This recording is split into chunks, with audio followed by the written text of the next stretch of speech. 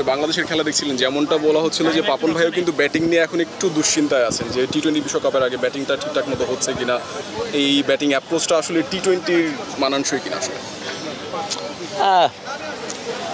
আমি মনে করি যে যেরকম উইকেটে খেলছে বা যেরকম রান চেস করছে এক্সট্রা হয়তো ছেলেরা চাচ্ছে এরকম এগ্রেসিভ খেলতে, বাট আমার মনে হয় যখন আমরা এরকম ভালো ব্যাটিং ব্যাটিং করবে আমার মনে হয় ছেলেরা ইজ রেডি।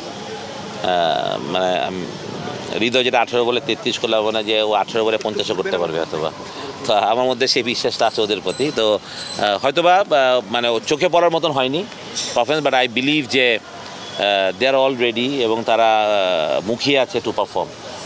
মানে end of the day you winning the match is happy. আপনি তো সবাই বলবেন জিম্বাবুয়ে কম স্ট্রেংথের টিম, ইন্টারন্যাশনাল লেগের ইজ প্রেশার টাফ থাকবে, ওদেরও কিছু ভালো বলার আছে, এমন না যে তারা প্রেশার ক্রিয়েট করবে।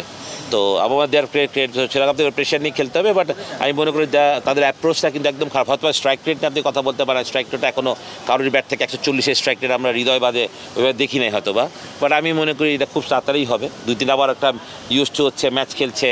তা আমার মনে হয় যে ওয়ার্ল্ড কাপের আগে বেশ কিছু এখানে আরও 3টা ম্যাচ খেলবে, আমেরিকাতে গিয়ে ওদের টিমের সাথে 3টা ম্যাচ খেলবে হয়তো বা। এরা বাংলাদেশের মানে আপনি যখন ওয়ার্ল্ড কাপ খেলবে আপনি আরও স্ট্রং টিমের সাথে খেলবেন। তারপরে যে একটা আপনি যে ফ্রিডম নিয়ে পাওয়ার হিটিং করার একটা অ্যাবিলিটি প্র্যাকটিস, এটা মনে হয় একসময় চলে আসবে, আমার মনে তখন ভালো হবে। তো একদম যে ওয়ারি ছাড়া সেটাও বলবো না, বাট আমি আবার বেশি ওয়ারিও করতেছি না। আমি তাদের যতটুকু কাছ থেকে দেখেছি আমার মনে হয় আমি যথেষ্ট আশ্ববিশ্বাসী। 1, 2, 3 ঢাকায় জমি জিতে নিন 100% ক্যাশব্যাক সহ 20 কোটি টাকার পুরস্কার। সুজন ভাই, আপনি যেটা বলছিলেন যে অ্যাগ্রেসিভ ব্যাটিংটা করেনি, কিন্তু 2 ম্যাচে কিন্তু টস জিতেছিল বাংলাদেশের ক্যাপ্টেন নাজমুল হোসেন শান্ত। টস জিতে কিন্তু ব্যাটিং নিতে পারতেন, নিজেদের ব্যাটিং স্ট্রেংথটাকে বরাবরই আসলে বাংলাদেশ দল একটু পিছিয়ে থাকে, সেই জায়গাটায় নিশ্চয়ই একটা দেখানোর একটা সুযোগ ছিল, সেটাও তো নিতে পারতো বাংলাদেশ। আমি অনেস্টলি যদি বলি কথাগুলো, তাহলে আমি মনে করি যে আমরা যখন হোমে খেলি আমরা খুব প্রেশারে থাকি। আমি ড্রেসিং রুম কালচারটাও জানি, তো আমরা মিডিয়া প্রেশারে থাকি, ক্রাউড প্রেশারে থাকি, আমরা সেফ থাকতে চাই, আমরা জিততে চাই। তা আমি মনে করি যেটা আপনি প্রশ্ন করলেন, আমি মনে করি বাংলাদেশ অথবা নেক্সট টিমের জিতে ব্যাটিং করা উচিত। অ্যান্ড যেটা আপনি বললেন যে আমরা 200 করতে পারি, লেস টেক এ চ্যালেঞ্জ।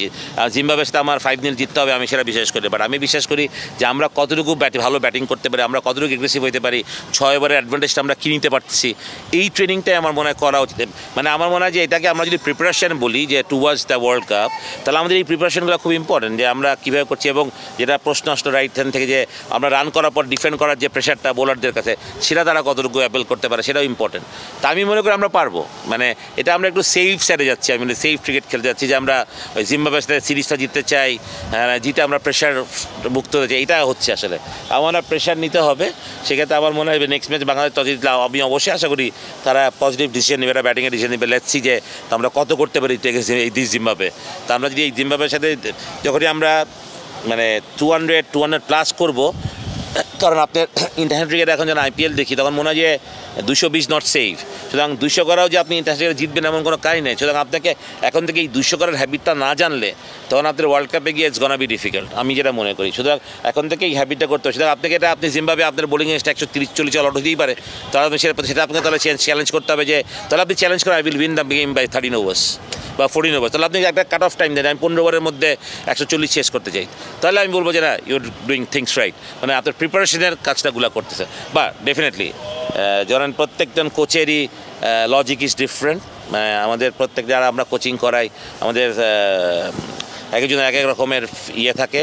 তো আমি মনে করি যে তারপর আমি বিশ্বাস করি যে প্রিপারেশন যদি আমরা বলি যে টুয়ার্ডস ওয়ার্ল্ড কাপ, যে আমরা ওয়ার্ল্ড কাপের যাওয়ার জায়গা আমরা কীভাবে তৈরি করতে পারি দলকে, তাহলে আমি মনে এগুলো করা উচিত। সুজন ভাই, আপনি আজও মেনশন যে আমাদের মধ্যে একটা ভীতি কাজ করে, মিডিয়া কি বলবে, অন্যরা কি বলবে, আমরা জিম্বাবুয়ের সঙ্গে যদি হেরে যাই কী হবে।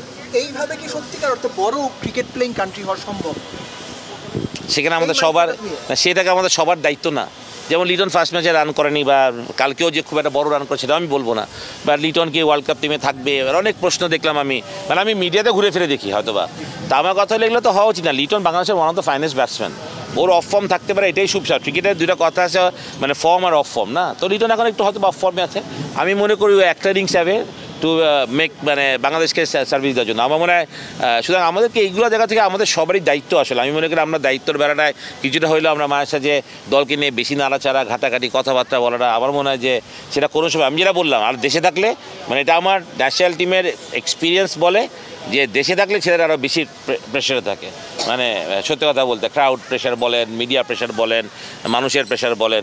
তো আমার মনে হয় যে একটা নিউজিল্যান্ড দল একটা ম্যাচ হারলে মানে আমি দেখি না কত একটা এফেক্ট হয়। ওদের দেশের সাংবাদিকরা কী লেখে আই ডোন্ট নো, আমি দেখি না।